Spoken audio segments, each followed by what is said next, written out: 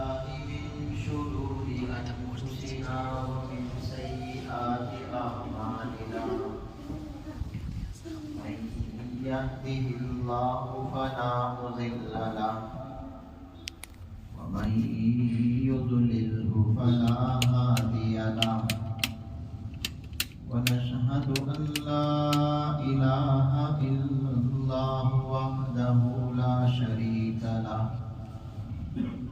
نشهد أن سيدنا وسندنا ومولانا محمدا عبده ورسوله صلى الله تعالى على خير خلقه محمد وعلى آله وأصحابه أجمعين أما بعد فأعوذ بالله من الشيطان الرجيم بسم الله الرحمن الرحيم وإذ قال ربك للملائكة إني جاعل في الأرض خليفة صدق الله مولانا العظيم بزرگان محترم، برادران اسلام، عزیز دوستوں، جیسا کہ گزشتہ جمعہ آپ حضرات کی خدمت میں حضرت آدم علیہ السلام کے قصے سے ان کی تخلیق اور ان کی تعظیم و تکریم اور ان کا مقام و مرتبہ، اس کی روشنی میں جو ہمیں سبق ملتا ہے وہ آپ حضرات کی خدمت میں پیش کیا گیا، کیونکہ نبیوں کا جو قصہ ہے قرآن پاک میں قصص الانبیاء، وہ صرف قصہ بیانی کے لیے نہیں بلکہ نصیحت لینے کے لیے، موعظت کے لیے، عبرت کے لیے، کیونکہ قرآن پاک عبرت کے لیے اللہ تعالیٰ نے اتارا ہے، موعظت کے لیے اتارا ہے، تذکیر کے لیے اتارا ہے، وقت گزاری کے لیے اس میں کوئی قصہ نہیں ہے۔ اسی لیے ایک ہی قصے کو اللہ نے کئی جگہوں میں بار بار دہرایا تاکہ لوگ اس سے نصیحت حاصل کریں، اللہ کے بندے اس سے نصیحت حاصل کریں۔ انہی قصوں میں یہ قصہ حضرت آدم علیہ السلام کا قصہ ہے کہ اللہ تعالیٰ نے آدم علیہ السلام کو پیدا فرمایا۔ پیدا کرنے کا جب ارادہ فرمایا تو فرشتوں کے سامنے اس کا اظہار فرمایا کہ میں ایک خلیفہ پیدا کرنے والا ہوں، دنیا میں، زمین میں میں ایک خلیفہ بھیجنے والا ہوں۔ تو آدم علیہ السلام کو اللہ تعالیٰ نے خلیفہ بنا کر کے دنیا میں بھیجا ہے۔ اس سے کئی سبق ملا۔ پھر جب آدم علیہ السلام کو اللہ تعالیٰ نے پیدا کیا، وہاں علم سکھلایا گیا، تو اس سے یہ معلوم ہوا کہ انسان کے لیے سب سے پہلے علم حاصل کرنا ضروری ہے۔ آدم علیہ السلام کو اللہ تعالیٰ نے علم سکھلایا ہے، علم کی اہمیت اس سے سمجھ میں آتی ہے۔ پھر ایک بڑا مقام اللہ تعالیٰ نے آدم علیہ السلام کو دیا کہ فرشتوں کو حکم ہوا آدم کا سجدہ کریں۔ سارے فرشتے سجدہ کرنے لگے۔ اسے آدم علیہ السلام کا مقام معلوم ہوتا ہے، انسانوں کا مقام معلوم ہوتا ہے۔ اگر انسان بڑا بن جائے تو فرشتوں سے وہ بڑا بن سکتا ہے، فرشتوں سے بڑا مقام انسانوں کا ہے۔ لیکن ایک شیطان نے سجدہ کرنے سے انکار کر دیا، شیطان سجدہ نہیں کیا، اس نے ابا واستکبر، انکار کیا اور تکبر دکھلایا۔ تو اس سے کیا سمجھ میں آتا ہے کہ شیطان انسانوں کا پہلا دشمن ہے، انسانوں کا پہلا دشمن شیطان ہے۔ اور اس نے کیا کیا؟ اس نے انکار جو کیا حسد کرتے ہوئے، آدم علیہ السلام سے حسد کیا اس نے، اور اللہ کے سامنے تکبر دکھلائی اس نے، کبر کا مظاہرہ کیا اس نے۔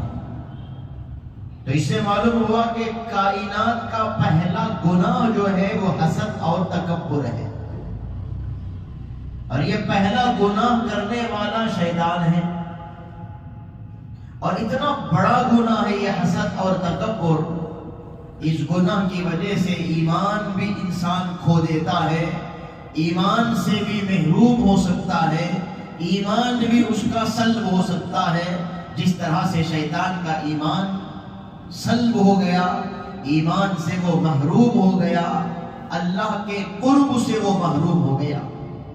حالانکہ بہت قرب والا تھا، عبادت گزار تھا، وہ بڑا عابد تھا وہ، لیکن اس نے یہ جو دو گناہ کیا، حسد اور تکبر، حضرت آدم علیہ السلام سے حسد کیا اور اللہ کے سامنے تکبر کیا، اللہ نے اس کو مردود کر دیا۔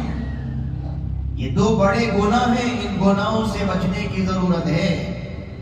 آج بھی انہی گناہوں کی وجہ سے ہم لوگ پیچھے پیچھے رہتے ہیں، محروم رہتے ہیں اور ترقی نہیں ہوتی ہے۔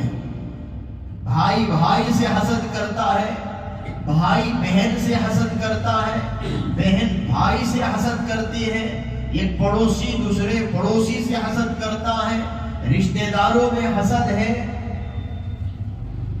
یہ حسد کی بیماری بہت بڑی بیماری ہے، یہ شیطان کے اندر یہ بیماری تھی، اسے حسد ہو گیا تھا حضرت آدم علیہ السلام سے کہ آدم جس کو اللہ نے مٹی سے پیدا کیا، اس کے سامنے میں جھکوں، اس کا سجدہ میں کروں، اتنا بڑا مقام اللہ نے اسے کیوں دے دیا؟ حسد کرنے لگا اس نے آدم علیہ السلام سے، اور تکبر میں آ کر اللہ تعالیٰ سے کہا انا خیر من، میں اس سے بہتر ہوں۔ اللہ نے جب پوچھا کہ شیطان کس چیز نے تجھے سجدہ کرنے سے روکنے لگی، تو اس نے کہا انا خیر منہ، آدم سے میں بہتر ہوں، خلقتنی من نار وخلقتہ من طین، مجھے آپ نے آگ سے پیدا کیا ہے اور اسے آپ نے مٹی سے پیدا کیا ہے۔ مٹی پیروں کے نیچے ہوتی ہے اور آگ اوپر کو اڑتی ہے۔ آپ دیا سلائی سلگائیں، آگ اوپر کی طرف جائے گی، کبھی بھی آگ نیچے کی طرف نہیں آتی، کیونکہ آگ اس کا محل اوپر کی طرف ہے۔ اور مٹی کے آپ اوپر بھی اڑائیں، وہ مٹی سیدھا زمین پہ آ کر گرتی ہے۔ اس لیے شیطان نے کہا میں بہتر ہوں آدم سے، کیونکہ آپ نے مجھے آگ سے پیدا کیا، آگ کا مقام اونچا ہے، اسے آپ نے مٹی سے پیدا کیا اور مٹی کا مقام نیچے ہے۔ کبر کیا اس نے، تکبر کیا اس نے، اور یہ نہیں دیکھا ارے اللہ کا حکم ہے، اللہ کے حکم کے سامنے جھکنا ہے، میں بڑا وہ بڑا تو بڑا، اس میں بڑائی کیا ہے؟ اللہ کا حکم ہے تو اسے پورا کرنا ہے۔ اس نے یہ نہیں سوچا، بلکہ اس نے عقل کے گھوڑے دوڑائے، میں افضل ہوں، میں اچھا ہوں، میں بڑا ہوں، اسی کو تکبر کہتے ہیں۔ یہ پہلا گناہ ہے حسد اور تکبر۔ تکبر کی وجہ سے کتنے لوگ مردود ہوئے، فرعون، حمان، شداد، نمرود، یہ سب دنیا کے متکبرین تھے۔ اللہ نے ان کو نیست و نابود کر دیا۔ ان کا نام کوئی نہیں لیتا ہے، کوئی لیتا ہے تو بدبخت کہہ کر کے نام لیتا ہے کہ فرعون بدبخت، حامان بدبخت، شداد بدبخت، محروم ہے یہ لوگ، تکبر کی وجہ سے محروم ہوئے۔ ایمان سے محروم ہوئے، قرب سے محروم ہوئے، اللہ نے ان کو ہلاک کر دیا، تباہ کر دیا، برباد کر دیا، کیونکہ اللہ تعالیٰ تکبر کرنے والوں کو پسند نہیں کرتا۔ ان اللہ لا يحب المتکبرین، تکبر کرنے والوں کو اللہ پسند نہیں کرتا، گھمنڈ کرنے والوں کو اللہ پسند نہیں کرتا، غرور کرنے والوں کو اللہ پسند نہیں کرتا۔ ایک حدیث میں نبی کریم صلی اللہ علیہ وسلم فرماتے ہیں لا يدخل النار من كان في قلبه مثقال حبة من خردل من ایمان، جہنم میں وہ شخص ہرگز نہیں جائے گا جس کے دل میں رائی کے برابر بھی ایمان ہے، بڑا ایمان ہی نہیں، رائی کے برابر بھی ایمان ہے، وہ جہنم نہیں جائے گا۔ ایک نہ ایک دن اللہ اس کو جہنم سے نکالے گا، اگر گناہ کیا ہو تو جہنم سے نکالے گا، جنت ضرور بھیجے گا، ہمیشہ وہ جہنم میں نہیں رہے گا۔ یہ مطلب ہے ہو سکتا گناہوں کی وجہ سے جانا پڑے، لیکن اللہ اسے ضرور جہنم سے نکال کر جنت میں بھیجے گا جس کے دل میں رائی کے برابر ایمان ہے۔ اور وَلَا يَدْخُلُ الْجَنَّةَ، وہ شخص جنت میں داخل نہیں ہوگا من کان فی قلبہ مثقال حبۃ من خردل من کبر، جس کے دل میں رائی کے برابر بھی تکبر ہے، غرور ہے، گھمنڈ ہے، وہ شخص جنت میں داخل نہیں ہوگا۔ جس کے دل میں رائی کے برابر بھی کبر ہے، غرور ہے، گھمنڈ ہے۔ آج ذرا بیٹھ کر ہم سوچیں کتنی جگہوں میں ہم غرور دکھاتے ہیں، گھمنڈ دکھاتے ہیں، اپنے آپ کو بڑا خیال کرتے ہیں، اپنے آپ کو بڑا سمجھتے ہیں اور دوسروں کے سامنے جتانے کی کوشش کرتے ہیں میں بڑا ہوں۔ یہ اللہ کو پسند نہیں ہے۔ اللہ ایک حدیث میں آتا، اللہ فرماتے ہیں الکبریاء ردائی والعظمۃ ازاری، بڑائی میری چادر ہے، بڑائی میری چادر ہے۔ فمن نازعنی عن واحد منها ادخلته النار، ان میں سے کسی چیز میں اگر کوئی مجھ سے جھگڑا کرے گا، یعنی مجھ سے میری چادر چھیننے کی کوشش کرے گا، یعنی خود بڑا بننے کی کوشش کرے گا، میں بڑا ہوں یہ کہنے کی کوشش کرے گا، اس کو میں جہنم میں بھیجوں گا۔ میری چادر ہے وہ، میں بڑا ہوں، دوسرا انسان ہو کر، کمزور ہو کر وہ کہے کہ میں بڑا ہوں، میں اس کو برداشت نہیں کروں گا۔ تو بزرگان محترم، کبر جو ہے، بڑائی جو ہے، یہ اللہ کی خاص صفت ہے، اس صفت کو ہم چھین نہیں سکتے، اس صفت کو اپنے اوپر نہیں لے سکتے۔ اپنے آپ کو بڑا سمجھنے کا ہمیں کوئی حق نہیں ہے۔ اگر کوئی سمجھتا ہے تو سمجھ لو، سمجھتا ہے تو یہ جان لینا چاہیے کہ شیطان نے اپنے آپ کو بڑا سمجھا تھا، اللہ نے اس کو مردود کر دیا۔ فرعون نے اپنے آپ کو بڑا سمجھا تھا، اللہ نے اس کو غرق کر دیا۔ شداد نے اپنے آپ کو بڑا سمجھا تھا، اللہ نے اس کو ہلاک کر دیا۔ نمرود نے اپنے آپ کو بڑا سمجھا تھا، اللہ نے اس کو برباد کر دیا۔ اور حسد، یہ بھی شیطان کا پہلا گناہ، پہلا گناہ حسد، یہ بھی اللہ کو پسند نہیں ہے۔ حدیث میں آتا ہے کہ الحسد یأکل الحسنات کما تأکل النار الحطب، حسد جو ہے نیکیوں کو ایسا کھا جاتا ہے جیسے آگ جو ہے لکڑے کو کھا جاتی ہے۔ آپ آگ لگائیں یا کوئی چھوٹی چنگاری کسی لکڑے پر رکھ دیں، آہستہ آہستہ وہ آگ کیا کرتی ہے، لکڑے کو آگ کھا جاتی ہے۔ آج وہ لکڑا ہے، کل کے دن وہ بھسم ہو کر کے راکھ کی شکل میں تبدیل ہو جاتا ہے۔ ایسا ہی کسی کے دل میں حسد ہے، جلن ہے، کسی کی ترقی دیکھ کر کے وہ اڑتا ہے اور سوچتا یہ ہے اس سے وہ نعمت چھین جائے۔ یہ ہوتا ہے بزرگان محترم، کسی کی نعمتوں کو دیکھ کر، کسی کی ترقی کو دیکھ کر دل میں یہ خواہش رکھنا، کاش کہ وہ نعمت مجھے بھی ملتی، کاش کہ وہ مقام مجھے بھی ملتا، کاش کہ وہ جاب میرے بیٹے کو بھی ملتا، کاش کہ ویسا بنگلہ میرا بھی ہوتا۔ اس کا ہے، ٹھیک ہے، بہت خوشی کی بات ہے، کاش کہ ویسا مجھے بھی ملتا، اسے حسد نہیں کہتے۔ دوسروں کی نعمت کو دیکھ کر آرزو کرنا کاش کہ وہ مجھے مل جائے، اسے بھی رہے مجھے بھی ملے، میرے بیٹے کو ترقی ملے، ہاں اس کے بیٹے کو ترقی ملی ہے، بہت خوشی کی بات ہے، اللہ ترقی میں برکت دے، مجھے میرے بیٹے کو وہ ترقی ملے، مجھے بھی وہ سواری ملے، مجھے بھی ویسا مقام ملے۔ اسے حسد نہیں کہتے، اس کو کہتے رشک۔ رشک کرنا، کسی کی نعمتوں کو دیکھ کر خوش ہونا اور اپنے لیے خواہش کرنا، یہ گناہ نہیں ہے، یہ گناہ نہیں ہے۔ لیکن حسد کسے کہتے ہیں؟ کسی کی نعمتوں کو دیکھ کر کے دل میں یہ خیال کرنا اس سے یہ نعمت کیوں مل گئی، اس کے بیٹے کو ترقی کیوں ہو گئی، ارے اس کا اتنا بڑا بنگلہ کیسے ہو گیا، اللہ کرے اسے زوال آئے، اللہ کرے کہ اس سے وہ بنگلہ چھن جائے، اللہ کرے اسے اس کا وہ مقام چھن جائے، اللہ کرے کہ اس کی وہ جاب چھن جائے، کوئی ہلاکت آ جائے، کوئی بربادی آ جائے، مجھے ملے یا نہ ملے بھائی، اسے بھی نہ ملے، مجھے ملے یا نہ ملے، اس کے پاس بھی وہ نعمت نہ رہے، ایسی خواہش کرنا یہ بڑا گناہ ہے۔ کسی کی ترقی کو دیکھ کر اندر اندر جلنا کوڑنا اور یہ سمجھ لو کہ اس کے پاس سے وہ نعمت چھن جانے کی خواہش کرنا، یہ حسد ہے، یہ بڑا گناہ ہے۔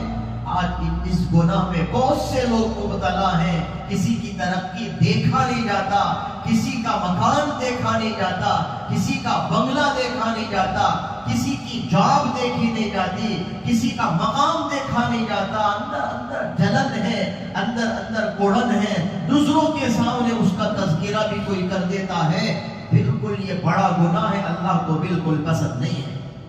ارے حضرت آدم علیہ السلام کے دو بیٹے قابیل اور حابیل، کیا ہوا تھا ان کے بیچ میں؟ قابیل نے حابیل کو جو قتل کیا تھا، مرڈر کیا تھا، کس لیے کیا تھا؟ حسد کی وجہ سے۔ حابیل کی بیوی خوبصورت اور قابیل کی بیوی بدصورت، تو قابیل کو جلن شروع ہو گیا، ارے اس کی بیوی اتنی خوبصورت اور میری بیوی کالی کلوٹی ہے، اس کے حصے میں جو بیوی آئی ہے اسے خوبصورت بیوی مل گئی ہے، اور میرے حصے میں جو مجھے بیوی ملی ہے کم خوبصورت ہے۔ بس حسد ہوا، اسے جلن ہونے لگا، اپنے بھائی سے کہنے لگا لَأَقْتُلَنَّكَ، تجھے قتل کر کے رہوں گا میں، مجھے برداشت نہیں ہے یہ تیری ترقی، تیری خوشی مجھے برداشت نہیں ہے، تجھے خوبصورت بیوی مل گئی، لَأَقْتُلَنَّكَ، تجھے بھی قتل کر کے رہوں گا، کر کے بھی دکھایا۔ حسد کی وجہ سے شیطان کافر ہوا، حسد کی وجہ سے قابیل قاتل ہوا، حسد کی وجہ سے شیطان کافر ہوا، حسد کی وجہ سے قابیل جو ہے وہ قاتل ہوا۔ بزرگان محترم، یہ بڑا گناہ ہے۔ آج جتنے مرڈر ہوتے ہیں، کرائمز ہوتے ہیں، یہ سب اس کے پیچھے حسد ہے، اس کے پیچھے حسد ہے۔ بھائی بھائی کو مار دیتا ہے حسد کی وجہ سے، دوست دوست کو اڑا دیتا ہے حسد کی وجہ سے، اور پتہ نہیں کتنے کتنے رشتہ داروں کو قتل کر دیتے۔ قتل کے پیچھے آپ کو ضرور حسد نظر آئے گا، جلن نظر آئے گا۔ یہ بہت بڑا گناہ ہے۔ اگر یہ گناہ ہے، دل میں اگر کسی کے بارے میں جلن ہے، حضرت تھانوی رحمت اللہ علیہ فرماتے اس کا علاج بتاتے ہیں۔ اگر کسی کے دل میں جلن کسی کے بارے میں ہے، اس کا علاج اگر کوئی چاہتا ہے تو علاج یہ ہے، اس کے حق میں دعا شروع کر دو روز۔ اگر کسی بھائی کے سلسلے میں جلن ہے، روز دعا شروع کر دو، یا اللہ اسے اور ترقی دے، اسے اور ترقی دے، اس کی نعمتوں کو اور بڑھا دے، اس کی خوشیوں کو اور بڑھا دے۔ حالانکہ دل میں جلن ہے، لیکن اگر کوئی علاج چاہتا ہے تو علاج یہی ہے، دل میں اور اللہ کے حضور دعا شروع کر دو۔ بس کیا ہوگا؟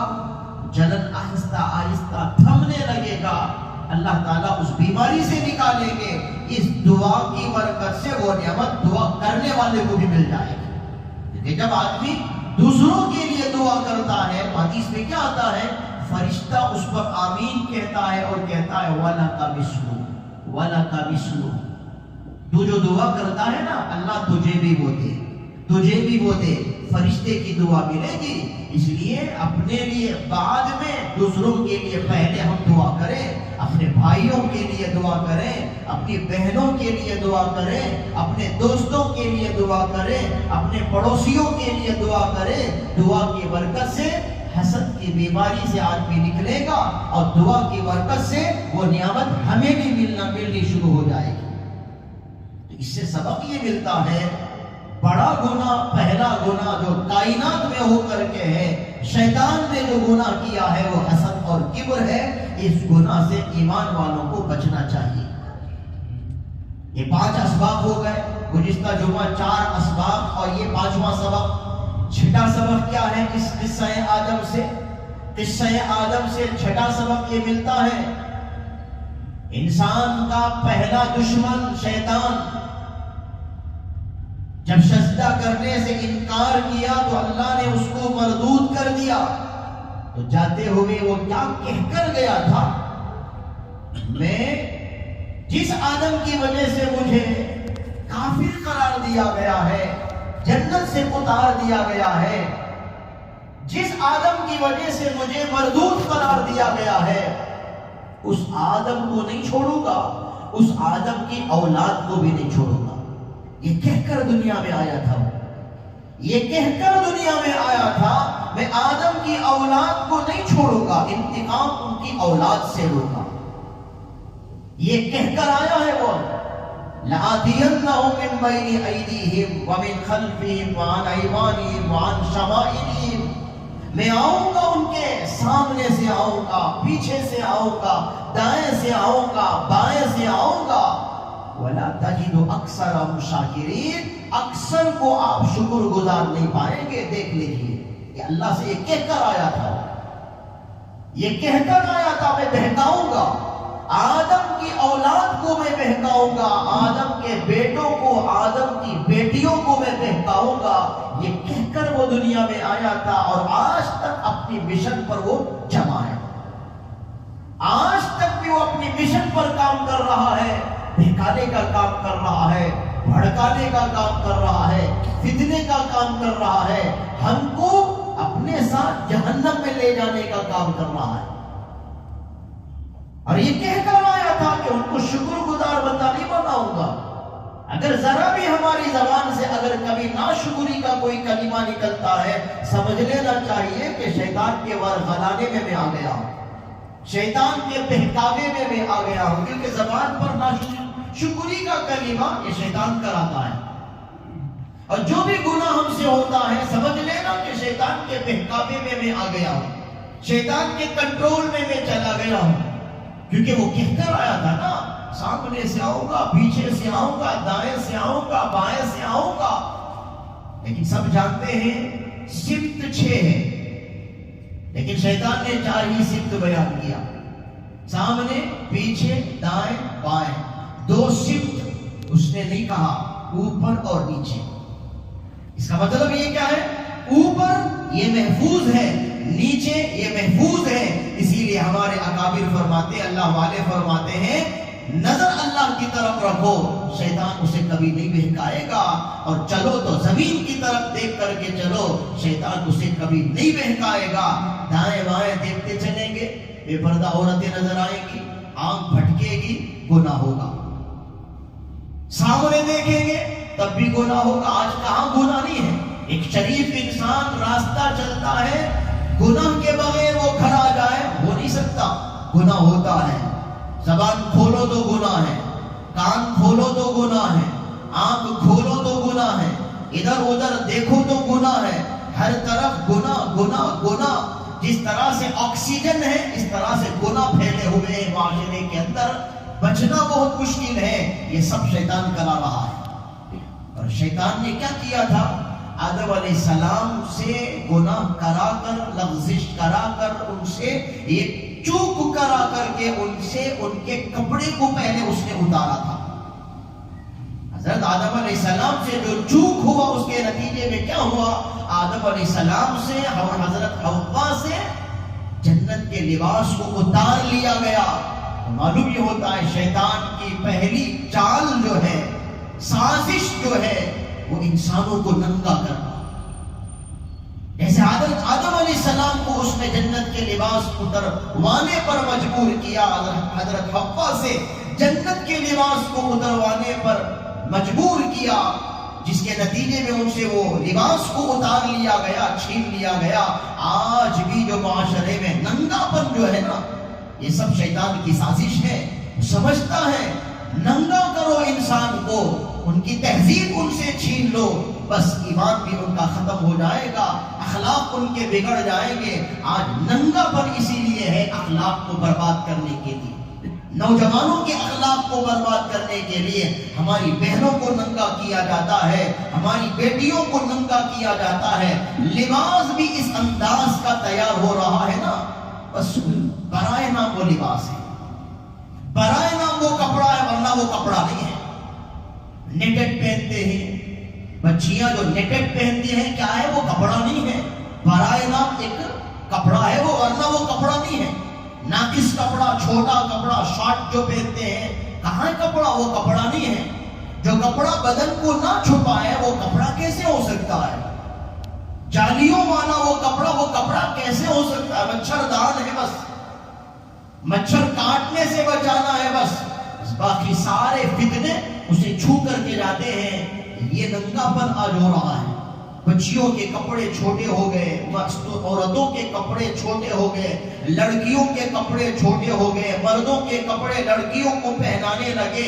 یہ سب ایک سازش ہے۔ جو مردوں کا لباس ہے وہ بچیوں کو، لڑکیوں کو پہنایا جا رہا ہے، اس میں ذرا آر محسوس نہیں کرتے ہیں۔ یہ سب ایک سازش ہے شیطان کی طرف سے، کسی طرح سے لڑکی کے اخلاق بھی خراب ہو جائیں، لڑکوں کے اخلاق بھی خراب ہو جائے، اور جس گھر میں وہ لڑکی رہتی ہے اس کے باپ کے اخلاق بھی خراب ہو جائے۔ ذرا سمجھ نہیں ہے باپ کو کہ چھوٹا کپڑا اپنی بیٹی کو پہناتا ہے، اور وہ کپڑا، اس کپڑے میں بچی کا جسم جھلکتا ہے، بچی کا جسم نظر آنے لگتا ہے۔ باپ بڑا مطمئن ہے کہ ہم ماڈرن گھرانے کے ہیں، ہم ماڈرن گھرانے کے ہیں، بس ایسا ہی جینا چاہیے، ایسا ہی رہنا چاہیے۔ لباس کی اس کی کوئی حیثیت نہیں سمجھتے ہیں۔ بزرگان محترم، اچھی طرح سے ہم کو سمجھ لینا چاہیے، اسلامی تہذیب کا تعلق اسلامی لباس سے بھی ہے، اسلامی تہذیب کا تعلق، اسلامی کلچر کا تعلق اسلامی لباس سے بھی ہے۔ اور اسلامی لباس کوئی مخصوص لباس میں یہ نہیں کہتا۔ لباس کے 3 اصول ہیں، اسے سمجھ کے ہم کو جانا ہوگا۔ لباس کے 3 اصول ہیں، ایک وہ لباس موٹا ہو، اور ایک وہ لباس بڑا ہو، اور ایک وہ لباس ڈھیلا ڈھالا ہو۔ بس یہ 3 اگر لباس کے اندر ہے تو اسی کو کہتے ہیں شرعی لباس، اسی کو کہتے ہیں سنت والا لباس۔ ورنہ لباس کوئی مخصوص نہیں ہے، ہر موسم کے لحاظ سے، ملک کے لحاظ سے لباس بدلتا ہے، ٹھیک ہے بدل جائے، لیکن یہ 3 چیزیں لباس کے اندر ہوں، موٹا ہو، بڑا ہو، اور ڈھیلا ڈھالا ہو۔ آج ذرا ہم اپنی بچیوں کا لباس دیکھ لیں، موٹا نہیں ہے، نیٹڈ ہے، بڑا نہیں ہے، چھوٹا ہے، ڈھیلا ڈھالا نہیں ہے، بالکل تنگ ہے، جسم نظر آنے لگتا ہے۔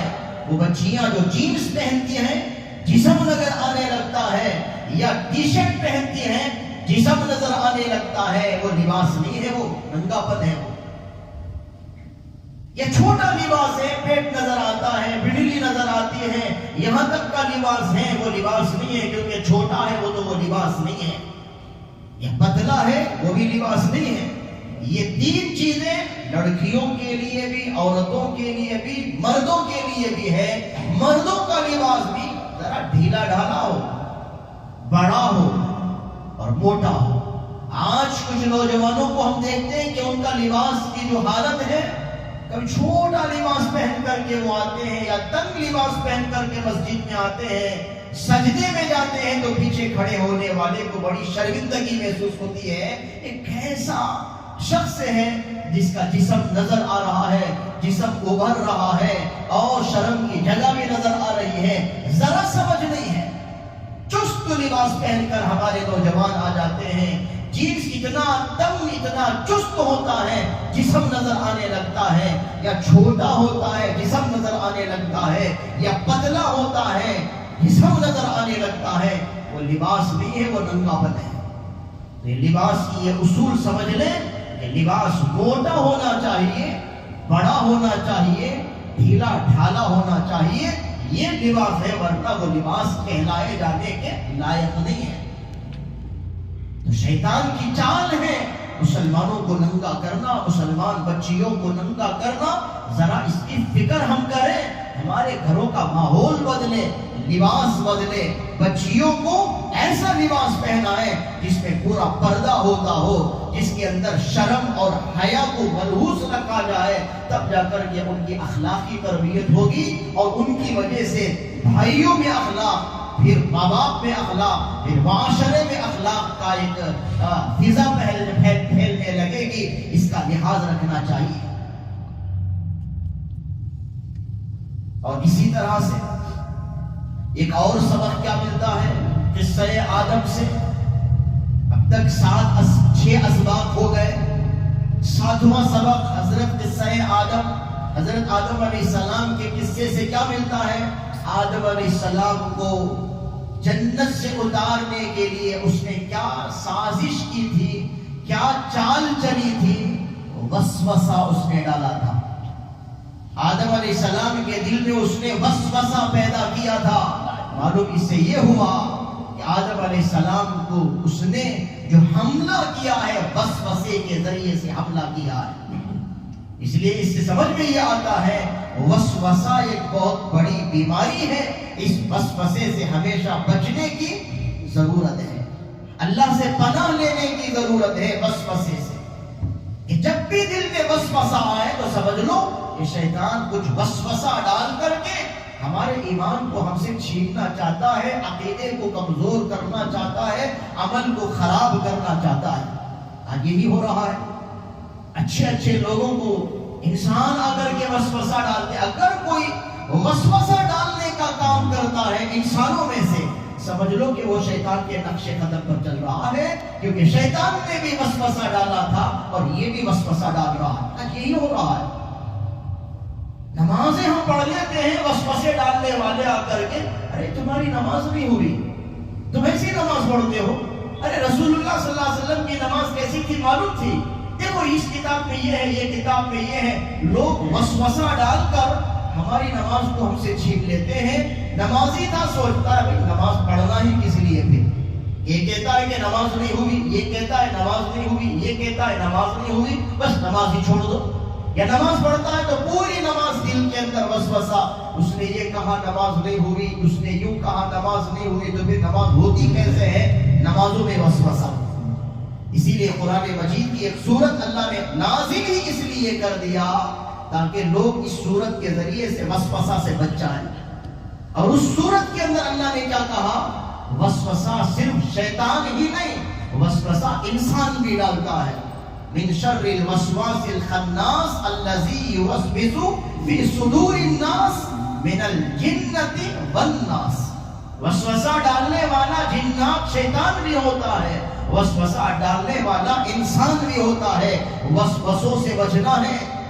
اگر کوئی دل میں وسوسہ ڈالتا ہے تو فوراً علماء سے رابطہ کرے، علماء سے جا کر مسئلہ پوچھ کر کے تسلی کر لے.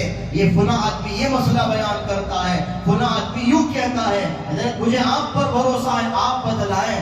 جو بتلائیں گے اس کے مطابق عمل. ہر کس و ناقص کو سن کر کے کوئی چلتا ہے ضرور بہکتا ہے. میں تو یہی کہتا ہوں جتنے یوٹیوبر ہیں اور جتنے یوٹیوب میں آ کر کے بیانات دیتے ہیں، اپنے چینلز چلاتے ہیں، اس میں مسائل بیان کرتے ہیں، اس میں زیادہ تر آدمی بہک جاتا ہے. اپنے مقامی علماء سے پوچھو یا جن پر بھروسہ ہے وہاں ان سے جا کر کے پوچھو، براہ راست پوچھ کر سمجھ لو. ادھر ادھر انٹرنیٹ میں جھانکنے کی ضرورت نہیں ہے، گوگل سے پوچھنے کی ضرورت نہیں ہے. اس میں زیادہ تر یہودی ویب سائٹ ہیں جہاں پر وسوسوں کے ذریعے سے ایمان کو خراب کیا جاتا ہے. تو اس سے معلوم یہ ہوا کہ شیطان نے حضرت آدم علیہ السلام کو جو بہکایا تھا وسوسے کے ذریعے سے بہکایا تھا. وسوسوں سے بچنے کی ضرورت ہے. دعا فرمائے اللہ تعالیٰ سنی ہوئی باتوں پر، کہی ہوئی باتوں پر ہمیں عمل کی توفیق نصیب فرمائے۔ حضرت آدم علیہ السلام کے قصے سے جتنے اسباق ملتے ہیں ان اسباق سے سبق لینے کی ہمیں توفیق نصیب فرمائے، اور مزید چار پانچ اس کے اندر اور بھی مزید نصیحتیں ہیں انشاءاللہ، زندگی باقی تو بات باقی۔ بزرگان محترم، جیسا کہ آپ کے علم میں ہے، الحمدللہ مسجد سے متصل جو عمارت ہے، جس کو ہم توسیع مسجد بھی کہتے ہیں، نئی عمارت کہتے ہیں، آپ کے تعاون اور آپ کے اس فکر، ذمہ داروں کی توجہ اور اللہ کی توفیق اور اللہ کی مدد سے بڑا کام الحمدللہ ہو گیا، بہت بڑا کام ہوا۔ صرف مسجد ہی میں اعلان ہوتا تھا توسیع مسجد کے لیے تعاون فرمائیں، توسیع مسجد کے لیے تعاون فرمائیں، الحمدللہ محلے والوں کا زیادہ تر اس میں حصہ رہا۔ باہر سے ہو سکتا کہ کچھ ذمہ داروں کے رشتہ دار وہ آتے دیکھتے تھے، ان کی طرف سے تعاون ہوا، لیکن کہیں جا کر چادر پھیلانے کی ضرورت نہیں پڑی، کسی مسجد پہ جا کر کے مانگنے کی ضرورت نہیں پڑی تعمیر مسجد کے لیے دے دو یا اسکوائر فٹ کے لیے دے دو، نہیں، الحمدللہ محلے والوں کے تعاون کے ذریعے سے یہ بہت بڑا کام ہوا۔ عمارت تو مکمل ہو چکی ہے، اس میں انشاءاللہ کام شروع ہونا ہی ہے۔ جیسا کہ ہم نے سوچا کہ وہاں بچیوں کے لیے مکتب کا نظام ہو، مستورات کے لیے مکتب کا نظام ہو، اور بہت کچھ سوچا گیا۔ اللہ کرے کہ اللہ تعالیٰ ان ارادوں کو اللہ تعالیٰ مکمل کرائے اور ہمیں کام کرنے کی توفیق عطا فرمائے، راستے فراہم فرمائے۔ کام تو ہو گیا، اب کام باقی تو نہیں ہے، لیکن جتنا کام ہوا اس میں کا کچھ قرضہ باقی ہے، اور یہ بہت بڑا کام، صرف ایک کام باقی ہے، وہ کام یہاں کام شروع کرنے میں رکاوٹ بن رہا ہے۔ یہ تو قرضہ 4,63,000 کا قرضہ ہے، مزید کام تو نہیں ہے، کام تو مکمل ہو چکا ہے، لیکن جو قرضہ ہے وہ 4,63,000 کا قرضہ ہے۔ اس لیے آپ حضرات سے گزارش ہے کہ آپ حضرات اس بارے میں کچھ فکر فرمائے اپنی طرف سے، مرحومین کی طرف سے، یا رشتہ داروں کو متوجہ کرائے تاکہ وہ قرضہ ادا ہو جائے، عافیت کے ساتھ ادا ہو جائے، اور کام مسجد کے ذمے کوئی قرضہ نہ رہے۔ اس طرح سے ہم اپنے قرضے کی فکر کرتے ہیں کہ میرے ذمے یا میرے گھر کے ذمے کوئی قرضہ نہ رہے، یہ اللہ کا گھر ہے، اس کے ذمے کوئی قرضہ نہ رہے، اس کی فکر بھی ہم کو کرنے کی ضرورت ہے۔ 4,63,000 کا یہ قرضہ ہے، اس کی ادائیگی ہونی ہے، آپ حضرات کے تعاون کی ضرورت ہے۔ اور دوسری بات یہ ہے کہ مسجد میں کوئی بھی کام کرنے کے لیے لفٹ کی ضرورت ہے۔ مستورات کے لیے نظام چلانا ہے تو مستورات کو ہم یہ تو نہیں کہہ سکتے کہ تیسری منزل پر ایسے سیڑھی سے آ جائے، چوتھی منزل پر آ جائے، تو ان کے لیے دقت ہوگی، ان کے لیے پریشانی ہوگی، لیکن بڑی مستورات بھی آئیں گی تو ان کے لیے پریشانی ہوگی۔ تو لفٹ کی ایک جیسے کہ اپارٹمنٹس بنتے ہیں، فلیٹس بنتے ہیں، وہاں لوگ آنے سے پہلے یہ فکر کی جاتی ہے کہ لفٹ کا کام ہو جائے، وہ اہم کام ہوتا ہے۔ تو مسجد کے لیے بھی ایک اہم کام یہ لفٹ کا کام ہے، اس کے لیے بھی آپ حضرات